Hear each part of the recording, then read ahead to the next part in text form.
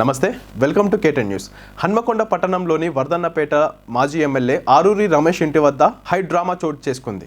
BRS పార్టీకి రాజీనామా చేసేందుకు సిద్ధమైన ఆరూరి ఇవాళ సాయంత్రం ప్రెస్ మీట్ కి సిద్ధమయ్యారు.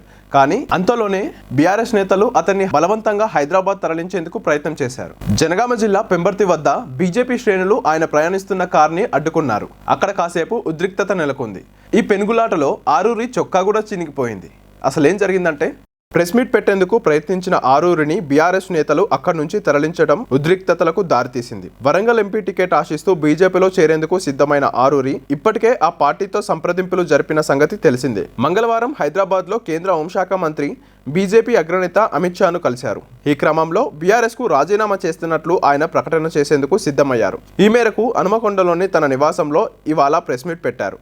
అయితే సరిగ్గా అదే సమయంలో బీఆర్ఎస్ నేతల ఎంట్రీతో సీన్ ఒక్కసారిగా మారిపోయింది.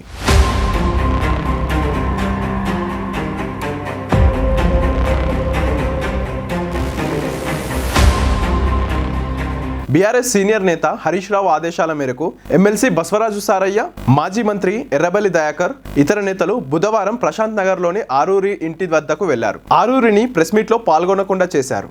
హరీష్ రావు ఆదేశాల మేరకే మేము ఇక్కడికి వచ్చామంటూ హరీష్ రావుతో ఫోన్లో కూడా లైవ్లో మాట్లాడించారు. అయితే కోరింది ఇవ్వడానికి పార్టీ అన్ని రకాలుగా సిద్ధంగా ఉంది అంటూ సమర్థించే ప్రయత్నం చేశారు.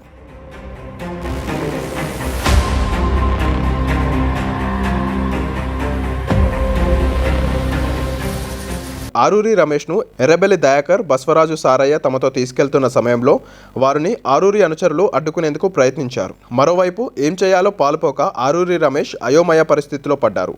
వెనక్కి తగ్గొద్దని, బీఆర్ఎస్ నేతల మాటలు వినొద్దని ఆరూరి అనుచరులు ఆరూరిని తీసుకెళ్తుండగా ఆయన్ని తీసుకెళ్లవద్దని కొంతమంది అనుచరులు ఎర్రబెల్లి దయాకర్ రావు కాళ్ల మీద కూడా పడి వేడుకున్నారు. ఈ గందరగోళ పరిస్థితి మధ్య మొత్తానికి ఎర్రబెల్లి దయాకర్ రావు తన కారులో ఆరూరిని ఎక్కించుకొని హైదరాబాద్ తీసుకెళ్లేందుకు సిద్ధమయ్యారు. అయితే ఎర్రబెల్లి కారును ముందుకు తీసుకెళ్లనివ్వకుండా ఆరూరి అనుచరులు అడ్డుకున్నారు. దీంతో అక్కడ చాలాసేపు హై డ్రామా నడిచింది. మొత్తానికి కొంతమంది బీఆర్ఎస్ నేతల సహకారంతో కారును ముందుకు పోనిచ్చారు.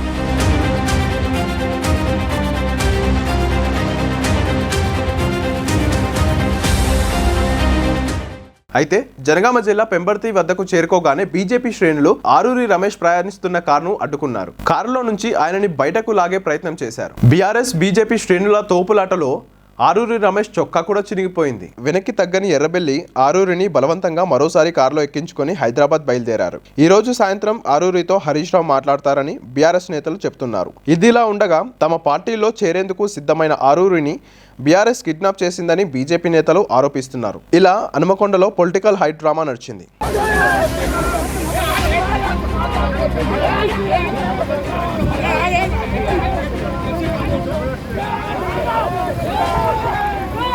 సో హనుమకొండలో ఈ విధంగా ఆరూరి కోసం ఒకవైపు బీజేపీ, ఒకవైపు బీఆర్ఎస్ తోపులాటలు జరిగాయి. సో చూడాలి మరి ఆరూరి రమేష్ బీఆర్ఎస్ లోనే కొనసాగుతారా లేదంటే బీజేపీకి షిఫ్ట్ అవుతారా అనేది తెలియాల్సి ఉంది. సో ఇది ఇవాల్టి స్పెషల్ టాపిక్. మరో టాపిక్ తో మళ్ళీ మీ ముందుంటాను. సో అంతవరకు చూస్తూనే ఉండండి కేటెన్ న్యూస్.